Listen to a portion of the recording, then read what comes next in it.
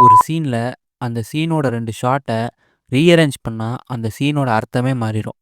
இதுக்கு பேரு தான் த கூலசெவ் எஃபெக்ட். இத மொதல்ல ஒரு ரஷ்யன் ஃபிலிம் எடிட்டர் கூலசெவ் கண்டுபிடிச்சாரு. இந்த எஃபெக்ட் எப்படி ஒர்க் ஆகுதுன்னு இப்ப பார்ப்போம். மொதல்ல இந்த ஷார்ட் சீக்வென்ஸஸ பாருங்க.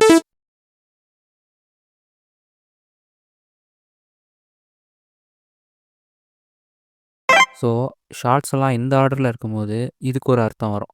இப்போ இதே ஷார்ட்ஸ வேற ஒரு ஆர்டர்ல மாத்தி பார்ப்போம்.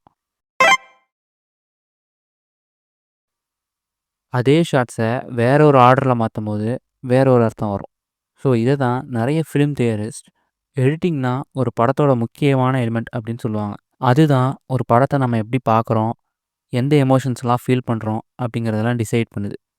நீங்க நல்லா கவனிச்சீங்கன்னா, நம்ம பார்க்குற நெறைய மாஸ் படங்கள்ல இந்த எஃபெக்ட்ட யூஸ் பண்ணி க்ளோஸ்அப்ஸ்லாம் வச்சு பில்டப்ஸு, மாஸ் எலிவேஷன்ஸ்லாம் ஏத்துவாங்க.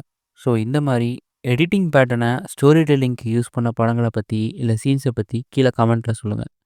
அடுத்த வீடியோல வேற ஒரு ஃபிலிம் கான்செப்ட்ட பத்தி பார்க்கலாம்.